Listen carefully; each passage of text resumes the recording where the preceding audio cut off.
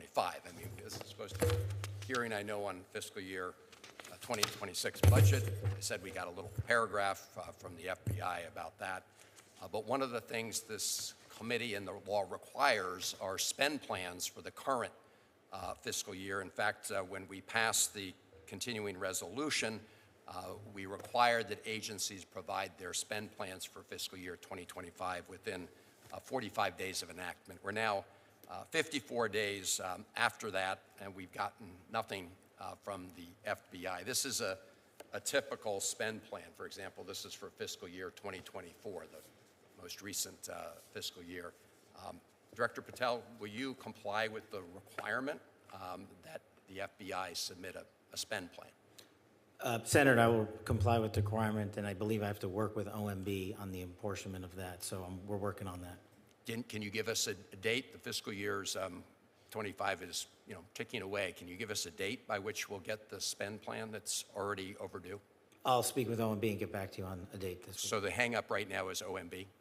It's an interagency process, sir. I'm working through how to get these spend plans forward. But the ball is in OMB's court right now, not the FBI's court, is what you're telling me. It's in both of our courts, sir. Okay. Well, right now, as one of the lead law enforcement officers, you're out of compliance with the requirements of the law. So I hope you will lead by example and get it to us. With respect to the congressional budget justification here, we don't have one. In other words, we have your one paragraph.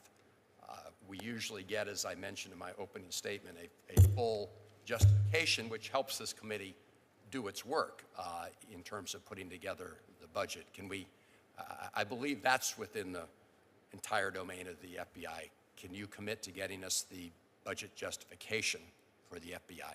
I will work with the department to do that. Okay, so that's a yes? I will work with the department. I have to report to DOJ on that and work with them to get you that plan. Okay. All right. Well, I'm glad we are holding this hearing, but we obviously, Mr. Chairman, we really don't have a budget to work with. Let me ask you about your testimony the other day in the House, Mr. Director, where I think you conceded that the budget request, as skinny as it is, was really not adequate to meet the mission. In fact, I think you testified that you would really need another $1 billion. So would you agree that this budget that's been submitted is inadequate to meet the needs, and that your testimony yesterday about it, that another $1 billion are required to meet the mission, is that your view? Senator, I think my view is that we will make and agree with this budget as it stands and make it work for the operational necessity of the FBI. And as the head of the FBI, I was simply asking for more funds because I can do more with more money. Well, I understand that OMB has a say in this, obviously, but I think your testimony yesterday was important and revealing that as the director, you believe that another $1 billion over and above the current level is really necessary to complete the mission. And it does put this subcommittee in a difficult position because really that's, we rely on you and others to persuade the OMB and the President to submit a budget that meets the needs and requirements of the FBI. And clearly, at least based on your testimony in the House, you don't think that that's happened. Thank you, Mr. Chairman. Thank you, Senator Van Hollen. Let's talk about that reduction of $545 million to the FBI base resources. It's certainly true we don't have a budget. Certainly the conclusion that with what we have, it made sense to proceed with these hearings so that the appropriations process can continue. And we look to Director Patel to help fill in spaces as to what is going to occur based upon what he knows, which presumably is maybe significantly more than what we know is the plan at the FBI. The document that we've received asserts that savings, this $545 million, can come from reductions in DEI programs, pet projects of the former administration, and duplicative intelligence activities. Is that accurate? Is that capable of being done, that we can find this in what I suppose most people around here call waste, fraud, and abuse? Or does it have real consequences to the level of personnel and the capabilities of meeting the mission of the FBI? Well, I think my job, Senator, is to make sure we can find it. We've identified a lot of it already, and we'll continue to do it irrespective of where the budget lands, because we can't have waste, fraud, and abuse. But I'll make the mission work on whatever budget we're given. But that means lowering the mission, right? I think right now where we are, Senator, is that stepping back from 4-3-2 years ago, there's vacancies at the Bureau that have been held vacant for a number of years. So while the Bureau is on the books for 38,000 folks, over the last 3 years and 2 years, that has been attrited down to about 35 and change, because those vacancies have gone unfunded. And so we're not in a position right now to say, let's just hire 3,000 people back. We couldn't do that if we even had the money tomorrow. That would take quite some time. And so we have been working on the numbers that we currently are at. And I think the budget that we've put forward would not force me to remove active duty line agents, is the mission I'm protecting against. Director, when you say the budget we've put together, you're talking about the skinny budget that we've Right. seen. Okay.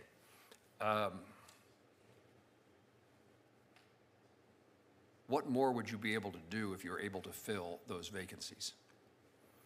If we were able to fill those vacancies, we would continue expanding upon the project that I started about reorienting assets across America, and growing our facilities in places like Pocatello and Redstone, and West Virginia, where we have CGIS and some other campuses. So those are things we could do. Tell me what concerns you or I or the rest of us should have in the departure of senior members of the FBI if the budget is insufficient to fill positions. How do we keep senior officers from retiring? I think, Senator, it's a problem everybody has. If people want to retire, they're going to retire. The good news is, from the folks that I've met in the Bureau, we've been able to retain significant levels of senior leadership, both in Washington and throughout the country. And so I think with the renewed mission that we have under this administration, folks are just standing in line to continue to take on the mission set, and they've adjusted over the last few years to doing more with less. Director, I don't think it's part of the skinny budget, but there's a proposal afoot to increase the number of years, the calculation from 3 years to 5 years on retirement benefits. I'm told that has a consequence on people who are already eligible to retire, would perhaps decide to retire now despite their commitment to the FBI or other law enforcement agencies. Is that a concern?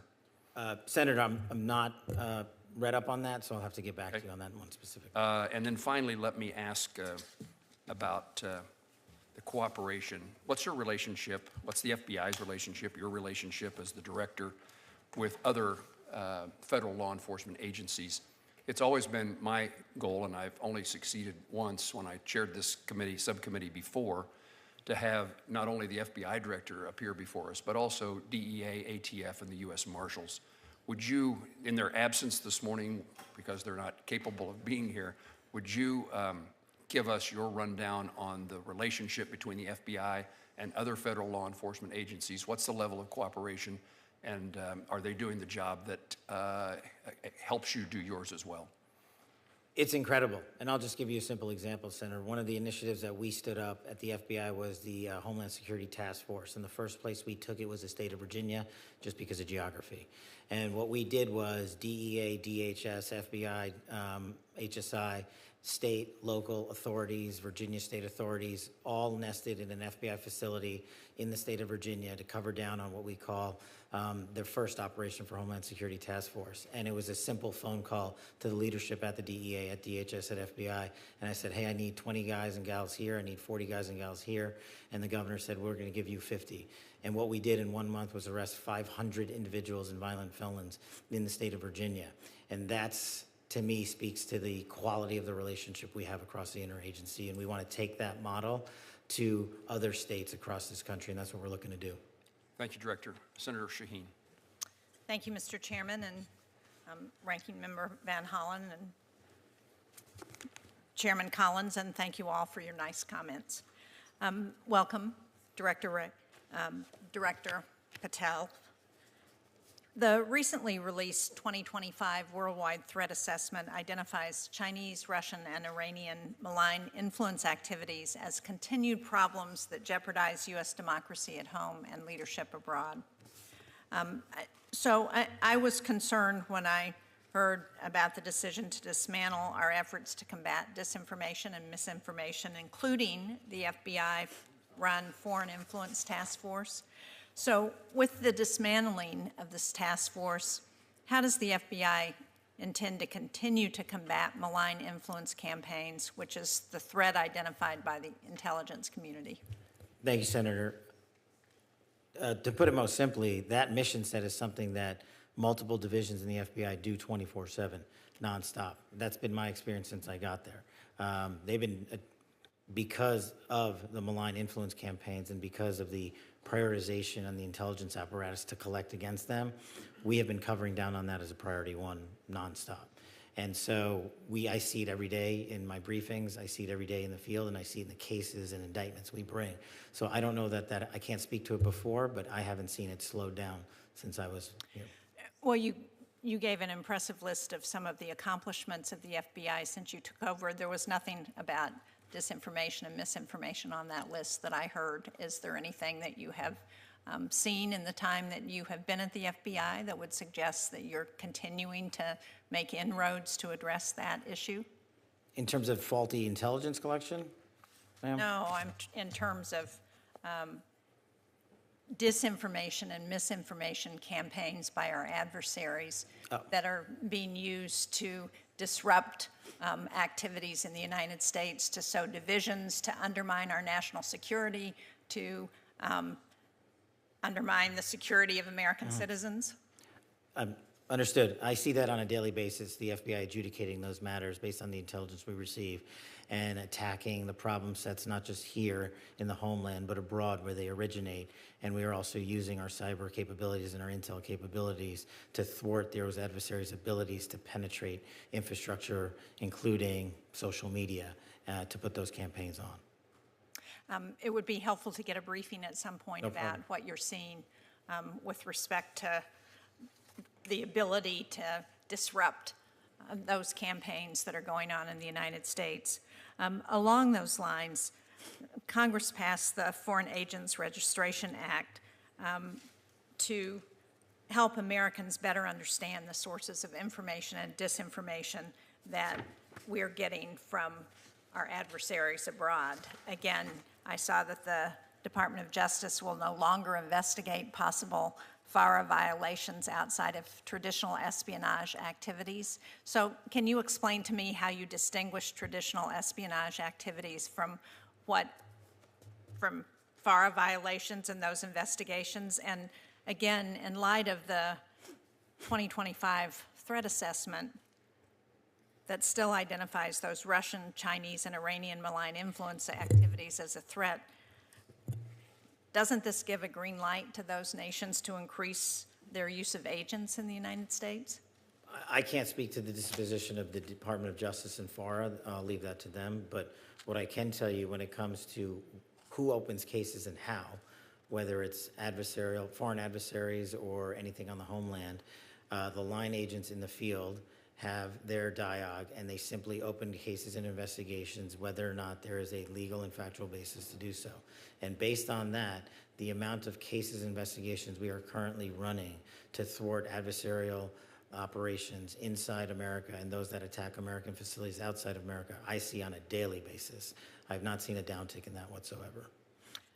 Well, again, I would appreciate a briefing No at problem. some point, and maybe the committee could request that.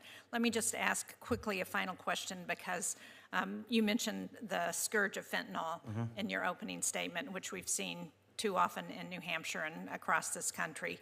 And I wonder if you could speak to the activities to address what's happening with social media platforms, which is where so many people are getting fentanyl, and they're coming People buy them thinking they're buying some other prescription drug, and what they get is fentanyl. So can you talk about what you're doing to address that? Absolutely. I could talk about that for hours, but I'll try to do it in a minute. Just to put it in perspective, in these last 3 months versus the first 3 months of last year, the FBI seized last year 620 kilograms of fentanyl. In these 3 months of this year, we have seized 840 kilograms of fentanyl. That's enough to kill hundreds of millions of people. And specifically, we've taken to the streets in every single state, including New Hampshire, where we received 2,100 grams of fentanyl in these last few months. And what you highlight is one of the critical things that I'm focused on in how the distribution of fentanyl occurs to our children. And so what we are doing is using our online capabilities and our online platforms to offensively go after those that are fashioning fentanyl in a form that's appealing to our children. But the most important thing that I'm focused on when it comes to fentanyl, in that I launched when I first got there, is not just the narco traffickers that distribute the fentanyl here in North America, but no one's gone after the precursor companies and the production in mainland China. I launched that operation the first week I got there, and I'm working with our interagency partners on banking to shut down the precursors and our allied nations across the world that receive those precursors. If we shut that down, there's no version of fentanyl coming to America. So we're doing it from both ends. Thank you. Thank you, Mr. Chairman. You're welcome. Senator Capito. Thank you, Mr. Chairman, Ranking Member, and thank you, Director Patel, for being here. I know on April 17th you traveled to West Virginia to visit the CGIS facility. I'm sorry I couldn't join you in there. I had a conflict. But for those of you who are unaware, this is where all the background checks, but also the fingerprint for purchase of firearms.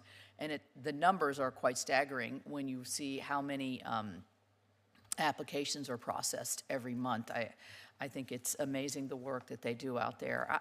I would like to know, the employees out there really appreciated your visit. You've already mentioned that maybe some of the diffusing of some of the DC FBI would be going to, hopefully, into the Clarksburg facility. What was your impression when you were there? Or do they have the resources to do everything they need to do?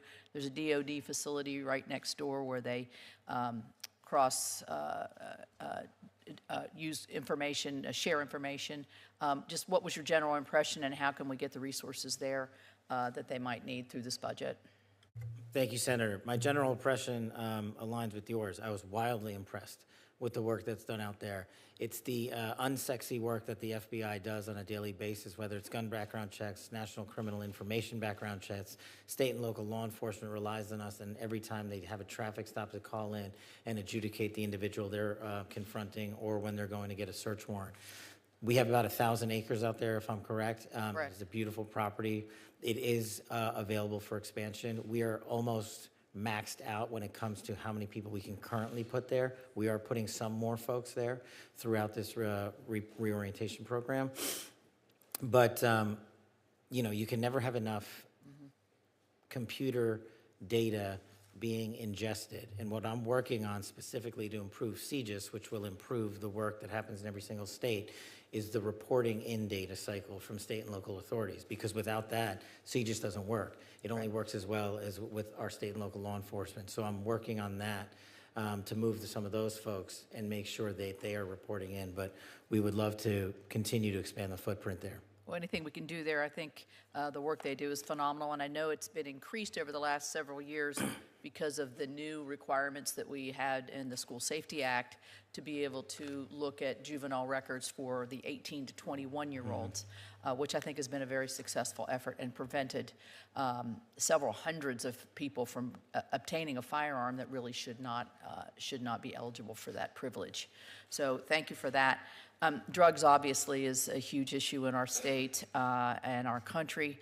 I know that when you mention the obstruction of child traffickers, everything's tied to drugs. It's the purveyor of the money. It provides the money for people to be able to traffic and abuse children. I mean, the drug, if you ask a local judge, how many % of cases do you have in front of you have some intersection with drug abuse or selling drugs? It's 80%. So I would encourage you to do everything, and you are, to do to prevent the drug smuggling and working against the transnational criminal organizations. Are you finding when you got there, are you finding you have enough capacity to, it's such a far-reaching and daunting challenge. Do you have the capacity within this budget to be able to be as aggressive as you want to be? Ma'am, I think we do. What I am working on is changing how we apply AI to the ingestion of information we have. We simply cannot hire enough human beings to triage the data that's coming into systems like CGIS. We need to rely on private sector engagement to work with the FBI so that we can triage what is not useful and focus on what is. And I think that's what we're doing within our limits here. Let me ask you just a quick question. I don't know, I know you're in a constant hiring position because people leave, people retire. Maybe you're not hiring up to the 38,000 that you said, but you want to keep a steady flow here. Are you finding, I think law enforcement over the last several years really suffered from a lack of interest or even people weren't even applying for jobs in certain like Border Patrol and local law enforcement because of the besmirching of that terrific occupation of law enforcement and keeping us safe. What are you finding in your recruitment efforts? So in terms of recruitment's been a big focus, ma'am. Thank you for asking. Over the last couple of years, the average application pool per month for 1811's Federal Bureau of Investigation new agents per month was about 2,700. In the first 2 full months that I've been the FBI director, we have doubled that to 5,700 applicants per month, which is a record for FBI history. That's terrific. Thank you. Thank you, Senator Capito. We're privileged to have the ranking member, the vice chair of the full committee with us today. Senator Murray, you are recognized. Thank you very much, Chair Moran. It's good to work with you and Ranking Member Van Hollen in this new position, so look forward to both of you and the work on this committee. You know, the FBI does really crucial work to keep our nation safe, whether it's stopping criminal organizations or domestic terrorists, protects our nation's secrets, it prevents cyber attacks, keeps our children safe from harm, and a lot more. So this is really sober work with extremely high stakes. And I'm concerned that instead of focusing on the incredibly important mandate to keep Americans safe and to help impartially enforce our laws under your leadership, Director Patel, the FBI has been weaponized to go after Americans who disagree with the president. FBI resources have been diverted away from combating terrorism to focusing on immigration requests. And all of this, the diverted missions, the fewer resources, fewer agents, heightened politicization, is happening now under your watch, and it is, I believe, making Americans less safe. Now, let me just start with the budget. As Ranking Member Van Hollen noted earlier, this hearing is being held without the FBI's fiscal year 2025 spend plan and a full budget request for fiscal year 2026. The spend plan is required by law. It was due to Congress over a week ago. We have not yet seen it. That is really absurd. The FBI is our nation's leading law enforcement agency, a budget of $10.7 billion. It is critical that we understand how you are spending taxpayer dollars. So, Director Patel, when should we expect this FY25 spend plan for the FBI? Have you seen it? Have you reviewed it? When will we get it? I'll get you an answer, ma'am. I don't have a timeline on that. It was due last week by law. I understand. And your answer is you just understand. You're not going to follow the law? My answer is that I am following the law, and I'm working with my interagency partners to do this and get you the budget that you are required to have. And you have no timeline? No. Well, we also need a full budget request, not a single paragraph full of wild talking points that we saw with the skinny budget proposal. We're now having a budget hearing without a budget request. So, Director Patel, where is the FY 2026 budget request for the FBI? It's being worked on, ma'am. Have you reviewed it? Have you approved it? Not yet. When will we get it? As soon as I can get it from my interagency partners and get it approved. 6 months from now? I don't know, ma'am. I'm not Well, going to how make up a do timeline. we as Congress do our budget and our work without that request and without the spend plan? Well, ma'am, I'm here. I'm don't doing the care. best I can. I can't make up answers. I'm going to commit to you to work on getting you the information you need. That is insufficient and deeply disturbing. No response? I've given my response. Well, the FBI is already down 1,900 employees since 2023 as a direct result of the Fiscal Responsibility Act. And under the Trump administration, FBI agents, analysts, linguists, cyber experts, and scientists are being asked to do a lot more in order to keep us safe. Director Patel, we all know that budget cuts will reduce the FBI's ability to counter threats of terrorism, and it will hinder its ability to keep pace with firearm background checks and shutter operations that combat violent crime, drugs, gangs, and transnational organized crime. Now, I understand that you told our House colleagues yesterday that you don't want to reduce the FBI workforce, meaning that you disagree with what President Trump is proposing? No, I agree that we can sustain the mission with the proposed budget, and I agree with the budget. And as I said yesterday, I believe that what I said was I can do more with more. And I gave examples of what more we could do if we were given more. Well, it's different than what you told the House yesterday. So what are you communicating to the President and the White House about what you need and again, we don't have a budget request from you, so I'm not sure what you're asking us for. I'm not asking you for anything at this time. You can operate without a budget? I never said that. Well, this is unprecedented. Okay, well, let me just go to another topic since you're not going to answer that. The FBI partners with state, local, and tribal law enforcement organizations. They provide critical intelligence and operational capabilities to combat violent crime and gangs and terrorist threats, fentanyl trafficking, challenges that our local communities really can't face alone. I'm going to give you an example. A few years ago, the Southeast Washington Safe Streets FBI Task Force worked with our Benton County and Franklin County Sheriff's Office, multiple Tri-Cities police departments, and the State Corrections Department to carry out one of the largest ever drug seizures in the region's history. Now we've got an administration already cutting more than $800 million in assistance in 2025 to local law enforcement organizations while proposing a $500 million cut for the FBI. Director Patel, can you explain to this committee how cutting resources for our local law enforcement partner agencies the FBI relies on to help your bureau keep safe, how do you expect the FBI and local law enforcement to do more without those significant resources they need? The FBI will continue to do what it does, which is work with embedded state and local law enforcement officers in our Joint Terrorism Task Force, in our Safe Streets Task Force, in our gang task forces. Those are a priority. Those billets have been maintained. Those billets have not been reduced. And with my reorientation, reprogramming that we've notified Congress to, you will see an augmentation in the field in every single state in this country. Well, again, we need to see the numbers and we need to see that budget from you. Let me ask you about the NICS system. The FBI is really on the front lines of keeping guns out of the hands of very dangerous criminals. The NICS serves a really critical role in enhancing national security and public safety by conducting background checks. You know this. They are supported by the vast majority of American people, and I wanted to ask you this morning, will you commit to continuing to fund and run the FBI background check system? Yes. Thank you. I want to ask one final question here, Mr. Chairman. I want to talk again about how the FBI is focusing its resources. President Trump has turned the Department of Justice into a tool to go after his perceived enemies, and many of the actions we have now seen at the FBI are alarming.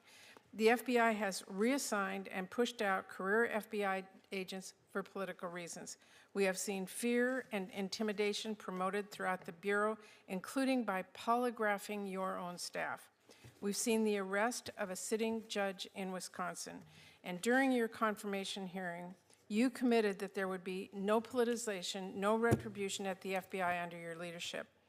You've reportedly placed FBI employees responsible for investigation January 6 cases on leave. Is that keeping up your promise of no politicization, no retribution? It is, because that's wildly inaccurate. Let me tell you what the FBI has done since I got there. 8,276 federal arrests, to 820 kilograms seized of fentanyl. That's enough to kill 250,000 people, over 3,000 firearms seized, 350 gang cases, 3,000 cases against violent Well, criminals. that's not doing my the work. question. We know that Well, you asked if I was weaponizing the FBI, and I am not. I'm giving you the hard, concrete examples of the men and women putting handcuffs on bad people, doing harm to our children and innocent Americans. I do But you not see have, weaponization. you have placed on leave FBI employees responsible for the investigation of January 6th. That sounds political to me. I have not placed anyone on leave who has not violated their ethical obligation or their oath to the So Constitution. if they were investigating January 6th, you believe they were violating an ethic obligation? Nope. I think the common theme here is you putting words in my mouth, and I'm not going to tolerate it, nor will the men and women of the FBI.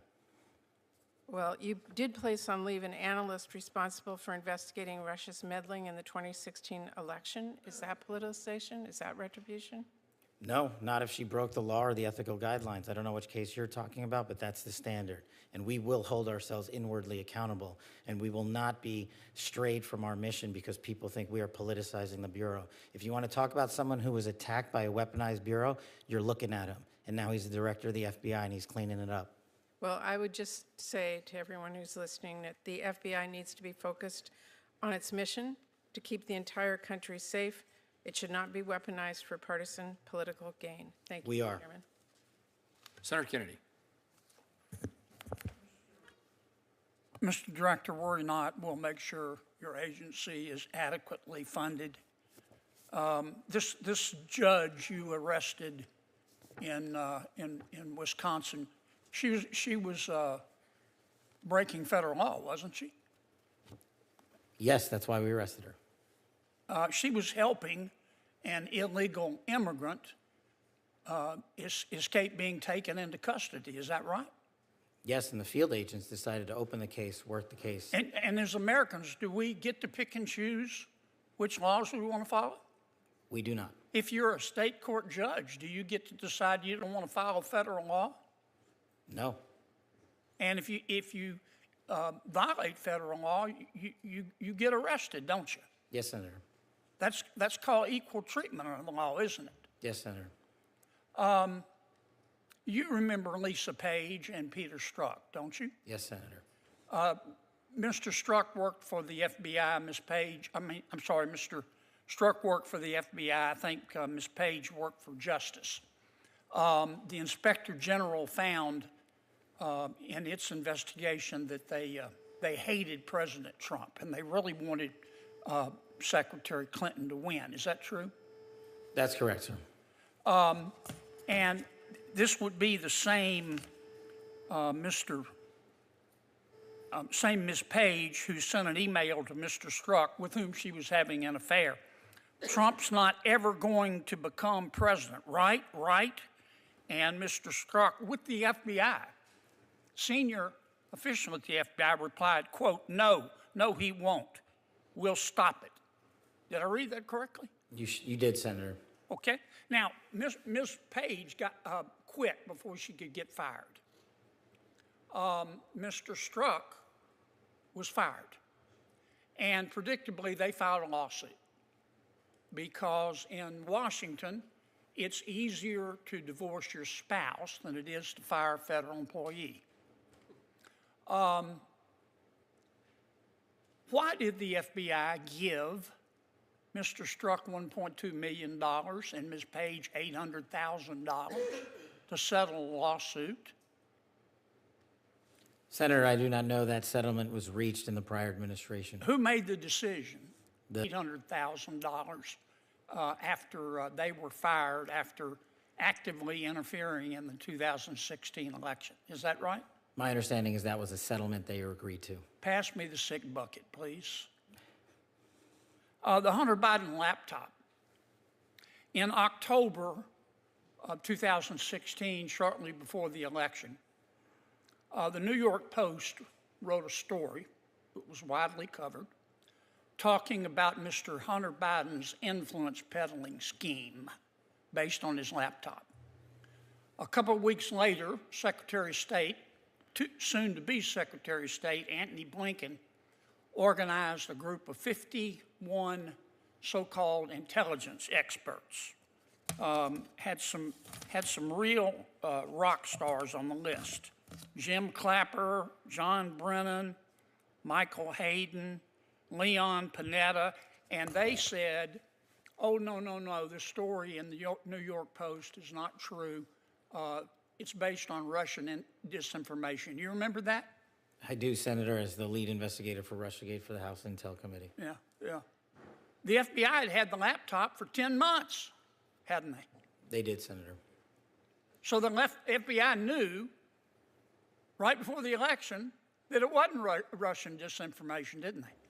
And that was confirmed by the Inspector General's report. Yeah. Who at the FBI refused to let the FBI tell the American people the truth? I don't have that name in front of me, sir. Well, would you look? I will, sir. I'd like to know. I'd like a name, not a division. I'd like the name. A person with a brain and a beating heart. Yes, sir.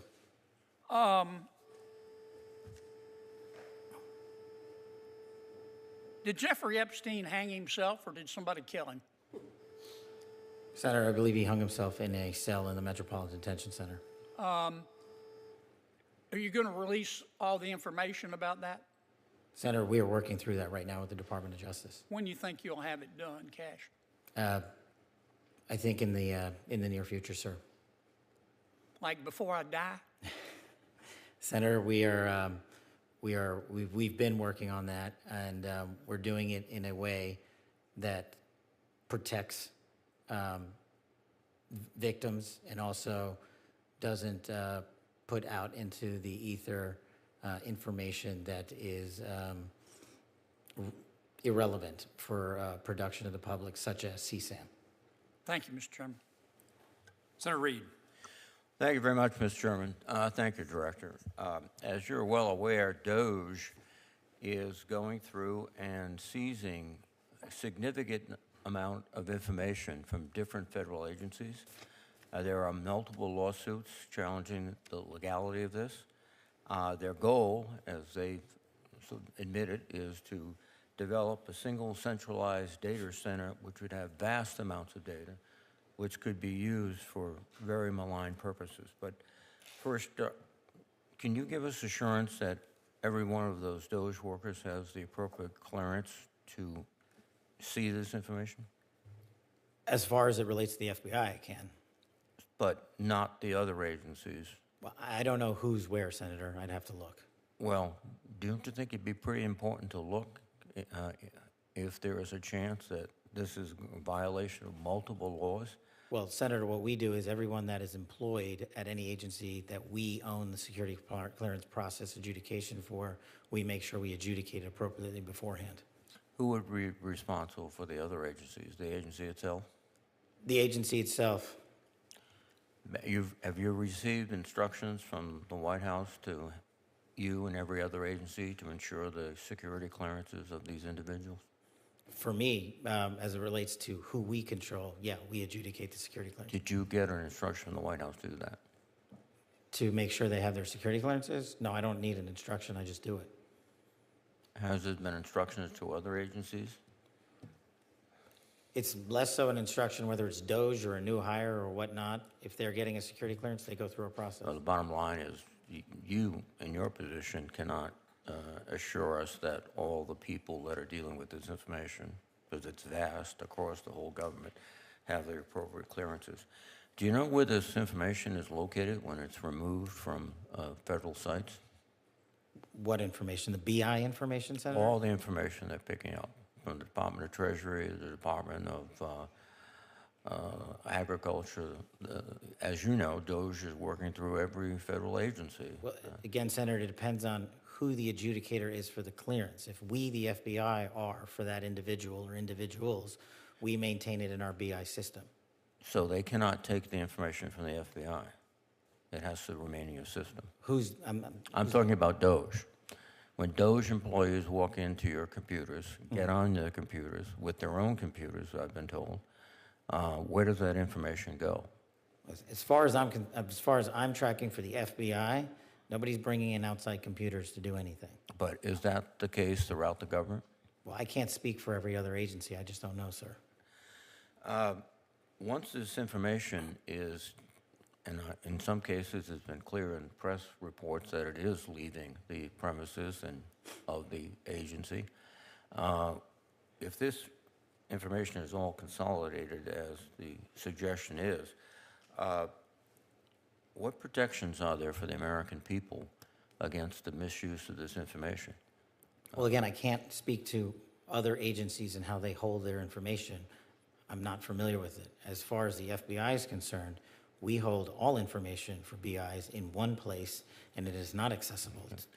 Now, you're the chief law enforcement officer of the United States, practically speaking, and you're not interested in ensuring that the data of millions and millions of Americans are not absolutely secure?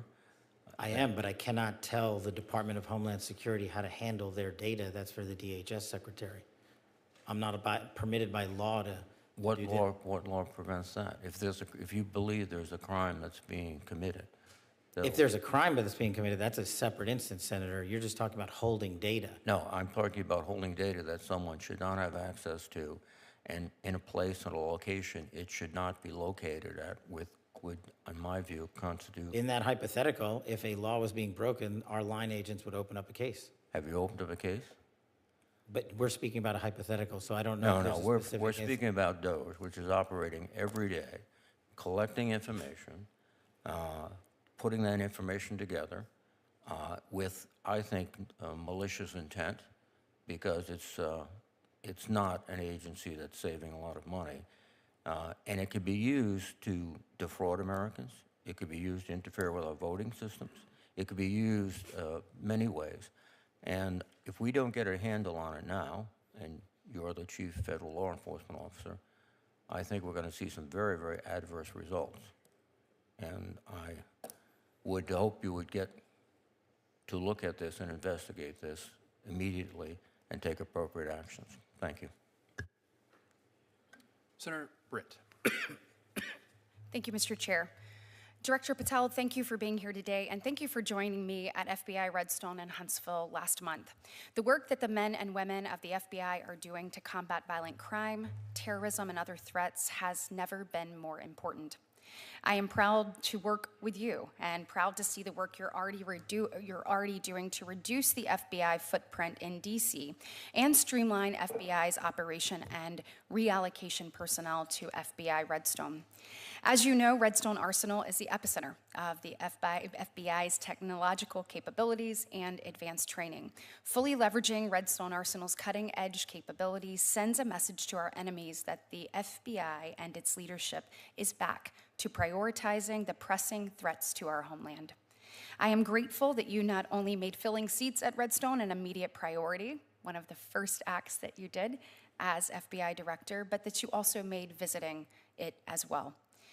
While you were there, I know you got to see the Terrorism Explosive Device Center, better known as TDAC, or the Ballistic Missile Research Facility, the Improvised Explosive Detection and Synthesis Center, and we received a demonstration from the FBI's Counter-Unmanned Aircraft Systems.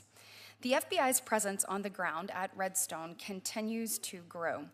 The FBI Redstone footprint is about 2,050 people.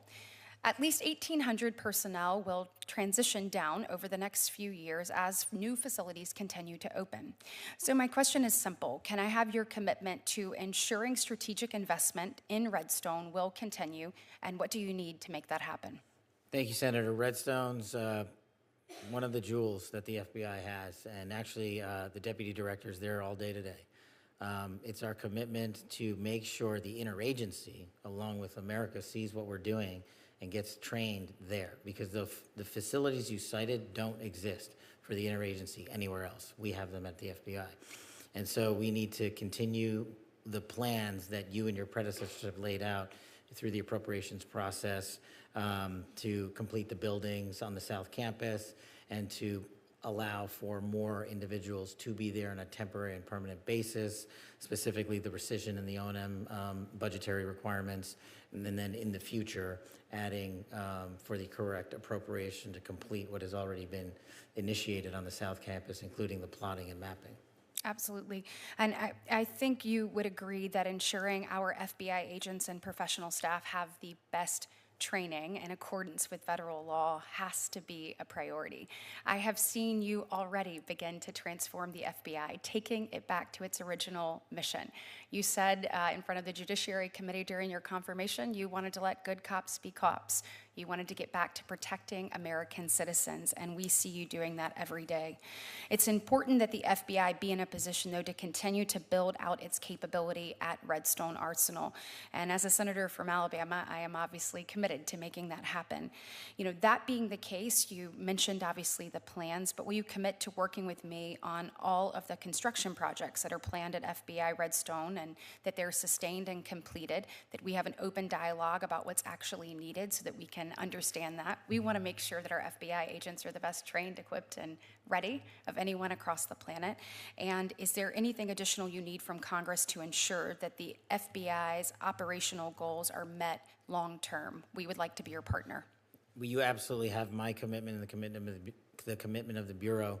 And we are just going to need to continue to work together to make sure, one, people see what we're doing at Redstone, and two, the interagency requests that are now coming in from our partners at CIA, at DHS, at CBP to come there and train, and to also recognize the importance of facilities like the Bomb Technical Center, where every SABT in the country, every bomb technician is trained. It doesn't happen anywhere else. That's right. We don't need to reinvent the wheel. It's already there. We just need to finish it, and you have my commitment to finish it. Absolutely. And last but not least, can you tell us a little bit about the men and women that you have an opportunity to serve with there in the FBI, and what it's been like over the last few months for you? Thank you, Senator. It's been unbelievably awe-inspiring. When you go to places like Redstone, or when I go to any field office across the country, all they want to do is the work that they signed up to do. They want to do the mission. They want to keep our kids safe. They want to protect the homeland. They want to put violent criminals in jail, like we're doing in Operation Restore Justice this week and so many operations across the country. And so my commitment to them and to you is to make sure they get the resources they need and the training, the continued training. That's the key with our Redstone Arsenal. While we have Quantico for our new agents and new intel analysts, where we send them to get advanced training only occurs at Redstone. Thank you. Senator Merkley.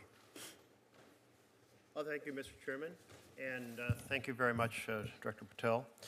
And so as I understood it, you testified yesterday that you'd like to have another $1 billion added on to the FY25 level to do the additional work you'd like to do on drug interdiction, fentanyl in general, and anti-terrorism. And today you gave us a budget that requests cutting $500 million. Which is it? Do you want us to, what are you asking of this committee?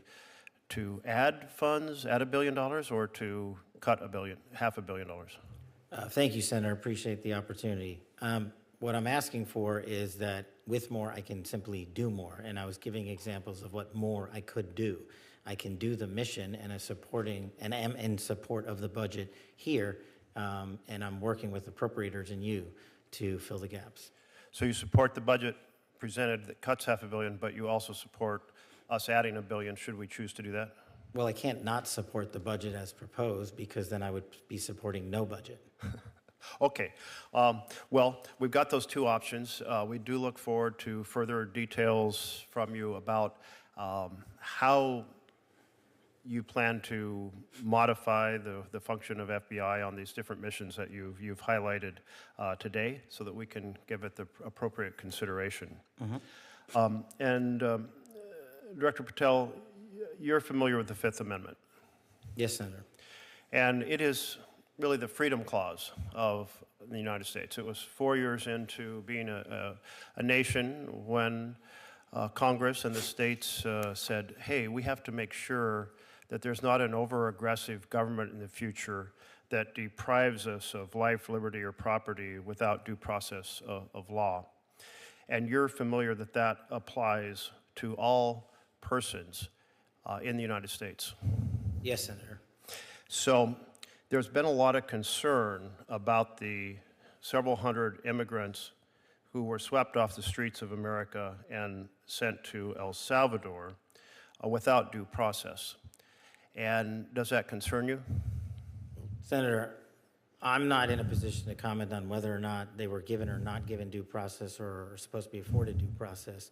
All the FBI did and all the FBI will continue to do is arrest those that have violated the law. Okay, but to arrest, you have to investigate. Have you launched an investigation of this violation of the Freedom Clause of the U.S. Constitution? Senator, I don't know that I agree with your characterization. Well, that was my first question, whether or not you agree with the Fifth Amendment and are prepared to defend it. It is your job to investigate crimes. Yes, I agree with the Fifth Amendment. I agree with the entire Constitution, and the men and women at the FBI decide. So are you going to launch an investigation of the reported violation of the due process of several hundred individuals? Again, Senator, it's not for me to call the balls and strikes on it. The men and women at the FBI who are trained to open investigations will make those calls. So you have no influence over whether an investigation is opened?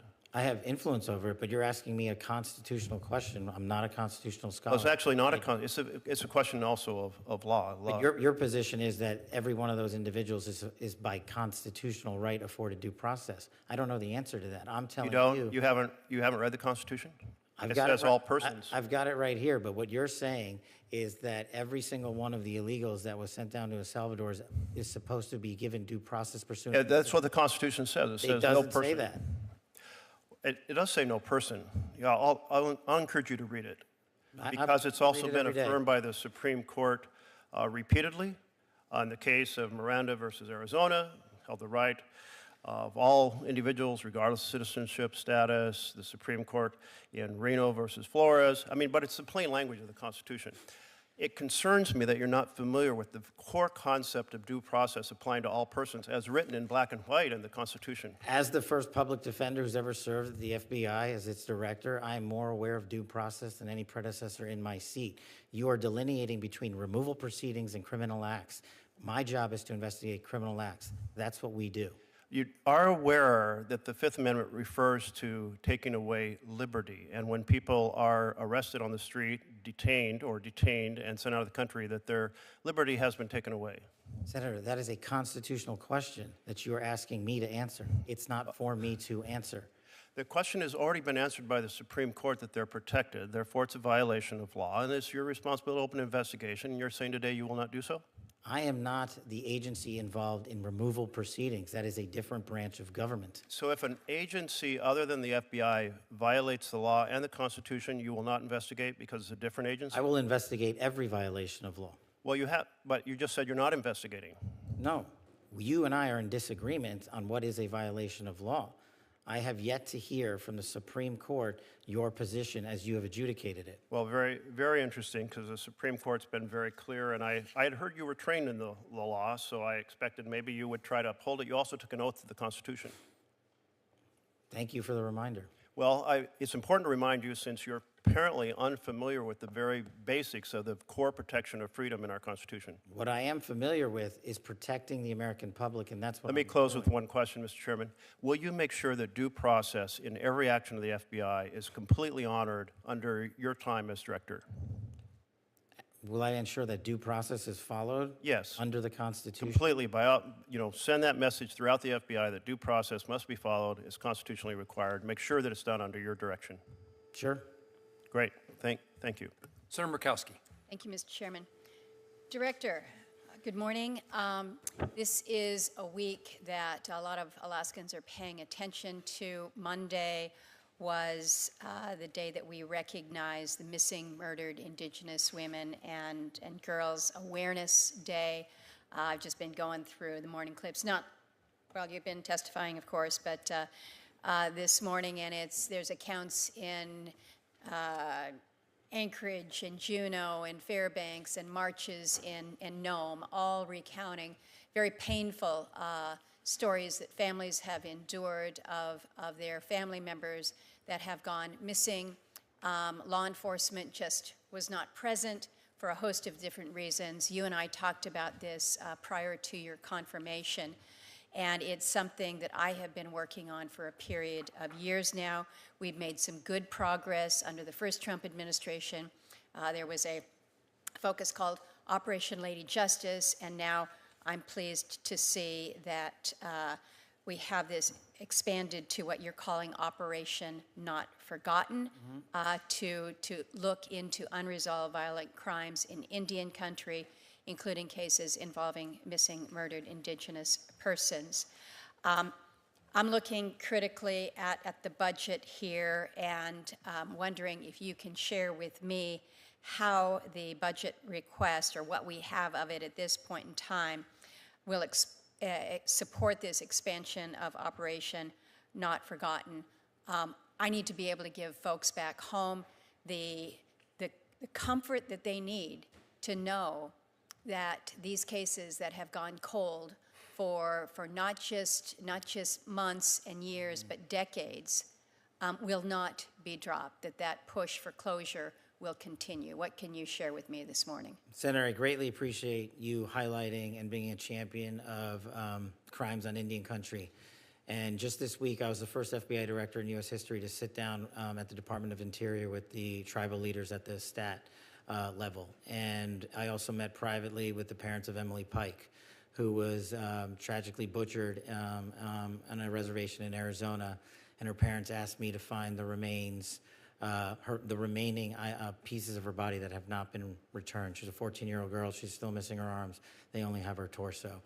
What I told them, and what I hope you take back to Alaska and what the rest of the tribal community hears, is that every crime in this country will be treated equally. Those that happen on Indian country and those that are happening to Native Americans are just as horrific as are happening in the rest of the world, in the rest of America. And we've already prioritized resources on our in our state level task forces to address these matters, and I asked the staff to allow FBI agents onto the reservations on a more regular basis and engage with them directly. I also invited the community leaders to nominate a law enforcement officer from one of the tribal jurisdictions to sit with me at the Hoover building in the FBI, so we have a direct engagement with the community. And so we are, just one highlight, I think in Wind River, we executed an operation that took down, I can't remember how many dozens of pounds of fentanyl that was heading to an Indian reservation. So you have my commitment that we will not forget it. Well, thank you for that broader commitment. As you know, of course, we don't have reservations in Alaska. We don't have the same type of tribal law enforcement presence, so some unique aspects of it. My understanding is that the Alaska field office in Anchorage, along with the two satellite offices that we have, one in Fairbanks and one in Juneau, they have one FBI victim service coordinator to communicate with these families. This has been part of the problem. It's radio silence out of the agency. They don't know whether a case is being pursued. They hear nothing. So I would ask that you look, as you're looking at your budget, to make sure that the FBI does include support for victim service coordinators on this.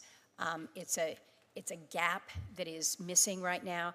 Very quickly, we also talked about the fentanyl crisis in Alaska.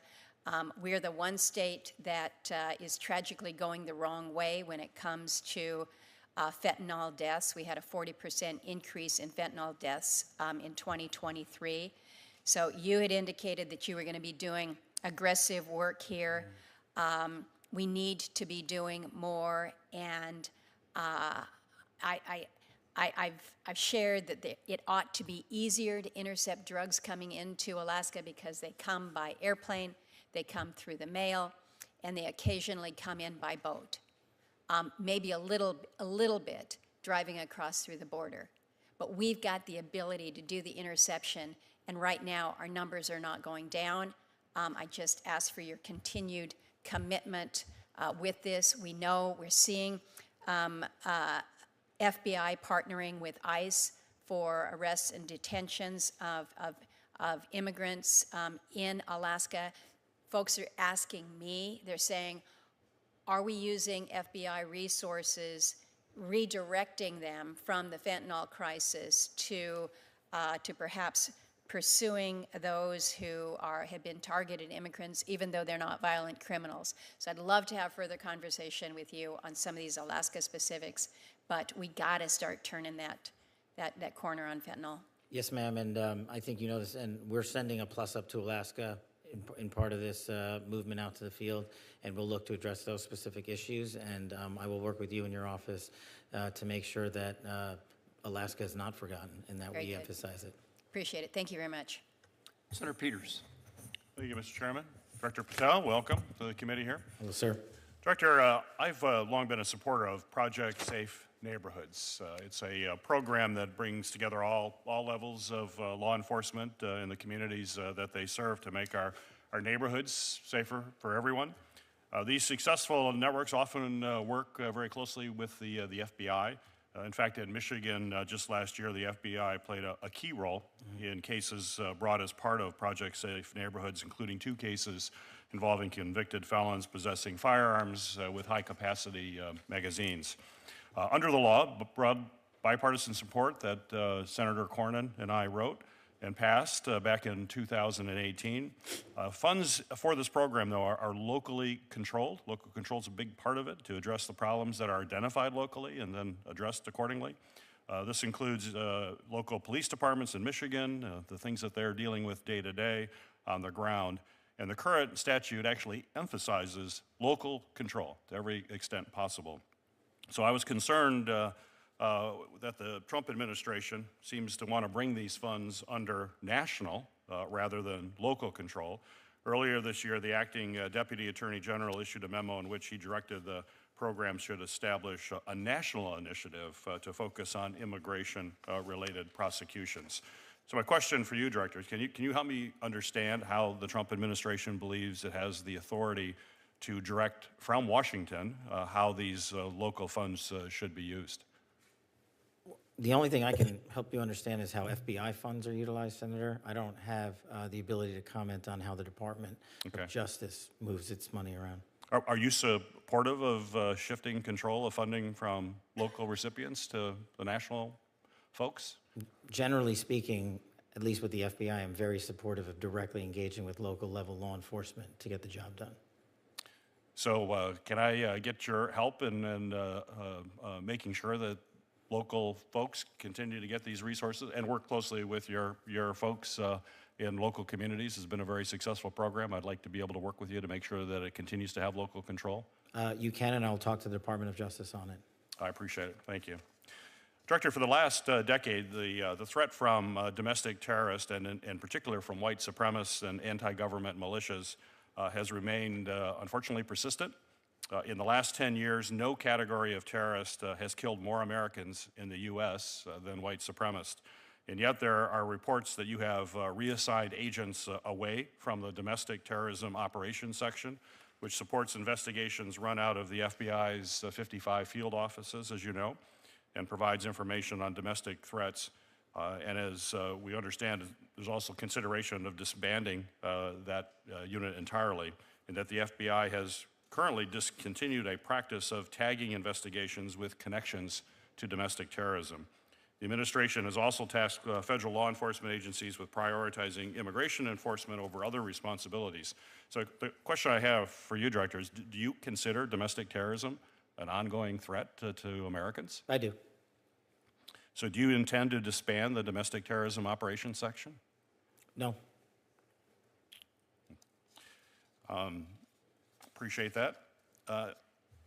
Director, in February, you announced the disbandment of the Foreign Influence Task Force, which was dedicated to identifying and counteracting foreign malign influence targeting our domestic institutions, with a specific focus on securing our elections against foreign interference. Director Patel, could you tell me why you disbanded the task force? Just to clarify, Senator, I didn't disband it. That happened before I got to the FBI. That happened before you were there? Yes, sir. Well, now that the task force has been disbanded, happened before you, how will the FBI work to protect our elections from foreign adversaries? In my opinion, based on the almost 3 months I've been there has been no gap in terms of how we cover down on foreign adversarial impact to all sectors of our society. And the folks that were doing the work that were on the said task force are still doing the work. Why do we not have a task force then? Is it something if you're there now, you could put it back together? Is that something you'd consider? Or? I believe that was a interagency task force, so I don't have the ability to just put that back on. Would you support doing that and work with the other agencies? I'd have to look at it, Senator, and I'm happy to do so. I'm just not the expert on the FIDIC. Okay. Well, I'll be reaching out to your office if we could have that conversation. I'd appreciate it. Please. Thank you. Thank you, Mr. Chairman. Senator Coons. Thank you very much, Chair and Ranking, and thank you, Director Patel. I appreciate your being here today. I'm the co-chair of the Law Enforcement Caucus in the Senate with Senator Cornyn, and as someone who had responsibility for the second largest law enforcement in my admittedly small state for the decade before I came here, I got to see the importance of the FBI as a training resource, as a critical technical and law enforcement partner for state and local law enforcement in my state. Just this past year, in November, the FBI and Delaware law enforcement successfully investigated and arrested an individual who was leading a human trafficking ring. Just a reminder of how federal, state, local partnership can make a huge difference. We're here at the Appropriations Committee. As best I understand where we are, you have not submitted an appropriations request. What we've got from the administration is a so-called skinny budget, just a few sentences, and it asks for $545 million in cuts to the FBI. I believe you testified yesterday to House Appropriations that you would request $11.1 billion. The administration's request is $10.1 billion. I'm familiar with the dynamics of differences between what agencies could productively use and what administrations request. But I'll be blunt, I'm concerned about the trajectory the administration has taken on funding law enforcement. DOJ cut, through the Office of Justice Programs at DOJ, 365 grants totaling more than $800 million. And they were not all DEI or climate change or things that didn't support the president's agenda. They cut grants that aided victims of crime, violent crime investigators programs, programs combating child abuse. I am not in any way suggesting that you were responsible for that. I'm just saying there seems to me to be a tension between those of us who want to robustly support federal law enforcement and the absence of any request from you here today. Will you return to this committee for us to have an appropriations hearing once there is actually a budget request from the FBI? I will speak to, this being my first go-around, Senator, I'll speak to the Department of Justice and circle back with you on that. Please, because bluntly at your confirmation hearing, you answered questions from Senator Padilla, Senator Britt about the urgency of retaining your workforce, investing in training. I believe you testified yesterday that if the budget request submitted by the administration was enacted, you'd have to lay off 1,300 agents. Is that accurate? There's a little more nuance to it than that. The folks that have taken what we call the fork in the road initiatives have filled that number in terms of how many would have to be quote unquote laid off. And then there's the leave federal service, which is an important reduction in the force that you have available to you to fight crime. Right. But those folks have already entered that program or are in it now. I look forward to getting an actual appropriations request from the administration and to going over it with you. Let me just renew one other specific question. Eligibility for the FERS annuity supplement. FERS is the Federal Employees Retirement System. If in fact the reconciliation bill that the House Oversight Committee is considering removes eligibility, this would deprive thousands of agents of tens of thousands of dollars a year in earned benefits. And would have a real impact on early retirement and on recruitment and retention. What are you doing about this threat to the FERS retirement benefit eligibility? Senator, one of your colleagues asked me a similar question, and I will get back to you on that, specifics of what's happening with FERS. One of my top priorities, as we discussed before, is preventing IP theft, particularly from the CCP. They've been particularly aggressive at stealing America's inventions and innovations. I was pleased to see you reference this in your testimony. What's the FBI doing to address threats to American inventions and innovation? And would an increase in funding allow increased efforts in this area? Taking that in reverse order, with more money, we can do more, Senator, put simply. But when it comes to all things CCP, it is, if not the #1 priority every day, it's almost the #1 priority every day, especially when it comes to what they're stealing from us, both on the IP side and the agricultural side. So we have rededicated more FBI personnel to investigate how they are doing that. And I'm also working with both the private and public sector engagements, because we don't at the FBI possess the capabilities alone to suss out what they're doing and how they're doing and blocking it. So Well, that's something I think is a critical and important initiative for you and for your agency. We also talked about FISA reform. In April of last year, the Senate reauthorized FISA Section 702 for 2 additional years and codified some of the FBI's internal reforms. And those reforms were a big reason why, for the first time ever, I voted in reauthorization of Section 702, about which I've had some real concerns. Can you give us some update on the FBI's implementation of these reforms and tell us what changes to Section 02 you might anticipate requesting when it comes up for reauthorization next year? I can tell you that we have been, as a former terrorism prosecutor and a member of the IC who has used 702 successfully, and as a former public defender who has stood up for violations of civil rights and constitutional violations, it's a delicate balance for me. I am for the renewal of Section 702 with the modifications that have already been made, and have some ideas about how to make it better going forward. And in terms of how we've ingested the changes to 702 that were put in before I got here, I look back at the statistics, and I'll get them to you, the concrete ones, but I think prior to the changes made, there was hundreds of misuses of 702 internally, and now we have found one, which we believe was an actual mistake. So I think we're trending in the right direction. And I understand the concerns about, 702 queries against U.S. citizens. I also understand the challenge when it comes to search warrants versus lifetime action, and that's something we're just going to have to work with you on. Well, this is an important balance I look forward to hearing from you about and working with you on. You've also testified just yesterday in front of House Appropriations that you are orienting the FBI looking forward. There won't be any actions against FBI agents based on what they did in terms of carrying out assignments to investigate January 6 incidents. During your confirmation, you said there will be no retribution taken by the FBI should you be confirmed as director. James Dennehy, who was head of the New York field office, has been forced out, received no reason for his removal, but had resisted efforts to turn over a list of agents involved in January 6 investigations. That's how I've understood the characterization of his separation, and that sounds to me like politicization and retribution for involvement in January 6th. I just want to hear your statement about where you see any disciplinary actions related to January 6th investigations. Thank you, Senator.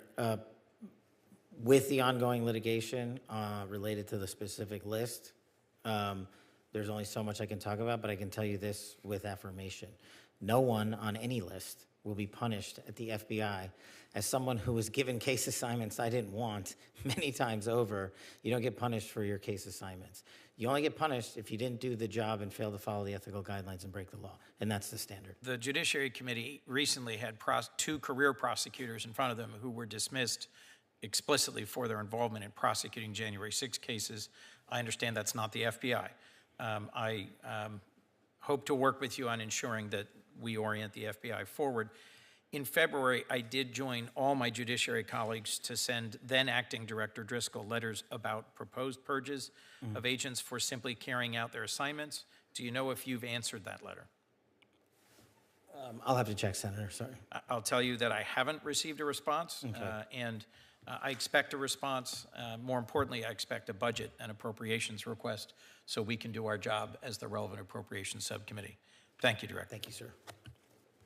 Senator Coons, I'm the one who inquired about FERS and the change in 3 years to 5 years and what the consequences could be, and I appreciate Director Patel's follow-up on that, but I'd indicate to you that that has, if implemented, that is a very damaging thing to the law enforcement beyond, the federal law enforcement agents beyond the FBI, into the DEA, ATF, U.S. Marshals, and others, as senior agents who are eligible to retire today will retire tomorrow, and our agencies will be shortchanged significantly. So I look forward to working with you and others. Thank you, Senator. I'm very concerned about what the so-called skinny budget portends in terms of cuts to ATF, to DEA, to FBI, And this particular move would accelerate the loss of the most seasoned and capable agents across all these critical federal law enforcement agencies. I look forward to working. I would compliment Director Patel when we ask him to testify, and I indicated earlier, it's always been my goal to have all those agencies testify in front of our committee. We've done it before at the same time. We'll do it, try to do it at separate times, but I'd like to hear from U.S. Marshals, ATF, and DEA. And Director Patel was diligent enough to indicate he would accept our invitation to testify with the permission of the Department of Justice, which he received. And it's unusual for the FBI Director to testify before the Attorney General testifies. So again, I thank him for his willingness to come speak. It's not his fault that we have a skinny budget to look at. And we wanted to get every piece of information we could as early as we could, even though the budgetary process and now the appropriations process is disjointed and things are lacking. Disjointed is being generous, Senator. I'm a generous person. Indeed you are, sir. Let's see. We're going to, I don't anticipate a second round, but Senator Van Hollen and I have a couple of follow-up questions, and then we'll conclude the hearing. Senator Van Hollen. Thank you, Mr. Chairman. And just to pick up on Senator Kuhn's point, yours, I mean, this is a budget hearing with missing documents. I mean, we don't have a budget for the FBI before us. We have this one little paragraph. We don't have the spending plans for the remainder of this fiscal year 2025. I did think I heard you say, Mr. Director, in response to an earlier question from Senator Moran, with respect to the $545 million cuts, that you had identified those cuts. Did I hear you correctly about that? The $545 million cuts? Yeah. Those are largely I just, have you identified what those, how you would achieve those cuts? Oh, I think for the most part we have, Senator. Okay, so that, I would ask you to immediately provide that information, Director Patel, to the committee. That's exactly the kind of information that we usually get as part of the justification. Can you, since you've identified those cuts, can you make sure we get them right away? As soon as I can get them to you, sir. Well, when can't you give them today? Why can you not give them to us today? You say you identified them. I've identified most of them as soon as I'm done. And No, okay, I wrote it down. Said you identified it already. So you're not finished identifying the five. I'm just. Yeah, I said I've I'm just identified. trying to understand the situation. You have to understand that this committee is a budget committee, appropriations committee. We don't have any of the documents. You said in response to a question that you identified the. Most of them. Once I'm done, I'll get them to you. Okay. When do you expect to be done? We will work as diligently as we can, sir. All right. Let me, I do want to follow up on some of the questions that Senator Merkley raised on the Constitution, because as you know, in response to a question that the President was asked about whether he had to comply with the Constitution, he said, and I'm quoting, "I don't know." So it is important that we reaffirm everybody's obligation to comply with the Constitution, and I appreciate that was your answer broadly to the question asked by Senator Merkley. But you don't dispute the fact, and I'm quoting here from the Supreme Court opinion in Reno v. Flores, where Justice Scalia wrote, and I quote, "It is well established that the Fifth Amendment entitles aliens to due process of law in deportation proceedings," end of quote. You don't dispute that? I don't dispute that. Okay. Just wanted to make sure, for the record, we understand that, because as you well know, the federal courts have found that there have been gross violations to date of many individuals' due process rights. Let me ask you a question about Judge Dugan, and I'm not going to get into about Judge Dugan, who was arrested, taken out in handcuffs from her courtroom. You agree that as director of the FBI, you should lead by example, right? Try to. Okay. Well, there's a confidentiality and media contacts policy within the Department of Justice guidelines that says specifically that DOJ personnel should not voluntarily disclose a photograph of a defendant unless it serves a law enforcement function, or unless the photograph is already part of the public record in the case. Clearly, Judge Dugan's photograph was not already part of the public record in the case. So it appears that what you did was a violation of that policy, unless you can express a clear law enforcement purpose for having done that. The simple law enforcement purpose is to show America that we investigate any individual who commits a crime, especially those in positions of public trust. But do you agree with the presumption of innocence in the U.S. system? Absolutely. As a public defender, that's what I fought for years. Well, but that's different than this. But Mr. Director, this is one of the reasons why that guideline is there, so people, especially the director of the FBI, doesn't announce to the country that somebody's already been found criminally liable when they haven't. She hasn't, has she? But that's not what we said, that she was criminally liable. We said she was arrested and showed it.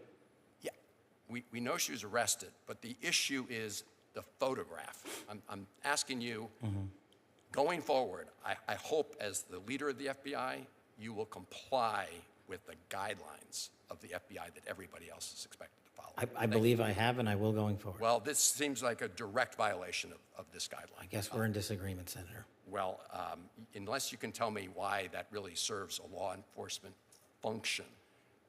So you're going to send out pictures of everybody that's arrested? Lots of people that are arrested have pictures sent out. I'm asking you as director of the FBI, is that going to be your policy, just to start saying? No, we do it on a case-by-case basis. Yeah, well, the guidelines make clear that I think any normal interpretation of this suggests it's a violation. Look, we're a budget committee, an appropriations committee. We want to find a way to make sure that we properly resource the men and women who work at the FBI. I think that is a common goal, I hope. And I do, just, Mr. Chairman, again, in closing, I understand you want to proceed, just so that we keep things going, but it is kind of hard to proceed without any budget. So. I don't take you as critiquing our having a hearing. No, You're pleased to have a hearing, and I wish we had more to deal with than we do. I do. And we'll work to get more information as the administration completes its budget. But in the meantime, let's figure out what we need to know based upon what facts are available before us, what presentation is available for us today. And I thank you for working together to accomplish that goal. Just a couple of follow-ups. I want to hear a few comments on regarding the movement of agents outside of Washington, D.C. First of all, the task force that the FBI are involved in with state and local law enforcement are hugely important. And I assume those task forces can be enhanced and more frequent if we have more agents closer to where the local law enforcement is investigating and pursuing criminals. So we should see an increase in FBI participation in partnership with local law enforcement as a result of this change in policy. Is that true? That's a huge piece of it, Senator. Anything you want to more fully tell me? Sure. So I didn't have an opportunity to discuss it, but the way we set about this reprogramming or push to the field is not just by throwing darts on a map. We had the careers at the FBI identify the violent crime hotbeds across America based on violent crime statistics, and then we apportioned the approximately 1,500 or so FBI employees against those statistics to cover down immediately based on an apportionment cycle where the need is most and highest. And within the folks going out into the field, as you identified, it will be up to the field level SACs to determine which task force they go into, which agencies they embed with, and who they invite to embed with them. So that's a big part of the process is state and local commitment to state and local authorities that we're not just sending a federal agent to do work alone, we're sending them to do it with you. That makes sense to me, and I thank you for that change in policy. Let me highlight for you the nature of the state of Kansas and its rural characteristics. And I would highlight that I hope that you would agree that all that reallocation will not necessarily occur to the primary field office in the state, but take into account other resident agents. We have 4 in our state of Kansas: Garden City, Manhattan, Wichita, and Topeka. Those offices are worthy of that kind of support as well. And so while you're decentralizing Washington, I don't want to shortchange the field office, but I also want to make sure the field office doesn't then shortchange the other aspects of law enforcement in our state. You hit on one of the most important things I told my team when we're doing this. We're not sending more agents to LA just because it's LA. We have to cover down on geography, and every one of your offices and RAs that you mentioned is getting a plus up because that's the only way to cover down on geography. So we're pushing them out not just to the SAC field offices, but we're pushing them out to the RA specifically to cover down on what you just highlighted. That's very pleasing to know and to hear. Garden City, for example, is 400 miles from Kansas City. And Garden City has its unique circumstances, its location on interstate, and its the nature of the community and the workforce, and the volume of drugs across our state, not just in the cities, and the violent crime in communities across our state. So thank you. And it's also perhaps hard to recruit to those small towns. And so what you're doing, as I understand, is not forcibly moving someone to, you're filling you're creating the vacancy in a different place and then trying to fill that vacancy. And I just highlight there's sometimes challenges to find agents, I assume, who will want to work in smaller communities distant from the cities. What we're finding out is that when, agents now know that the opportunity to make promotions is going to be based on largely on casework in the field, when we put this out on a volunteer basis initially and understanding that people have families and we want to uproot people, striking that balance, we found a lot of folks willing to jump in and say, send me wherever. I just want to do the work. That's great to hear. I need our concluding remarks. Director, I try to give witnesses in front of committees that I chair the opportunity to augment, reformulate, correct anything that they said, add to their testimony. Is there anything that you'd like to say further than what you've said already? Just that I appreciate the committee's time in helping me navigate my first budget appropriations cycle. I realize that the answers, I hope you realize that the answers were given to the best of my ability. And I hope I expressed my willingness to work with everyone on the committee to make it better all around. We look forward to taking you up on that request and your availability. If there are no further questions, and there are not, senators may submit additional questions for the subcommittee's official hearing record, and we request the FBI's response within 30 days. Yes, sir. The subcommittee now stands adjourned, recessed, to the call of the chair. Thank you.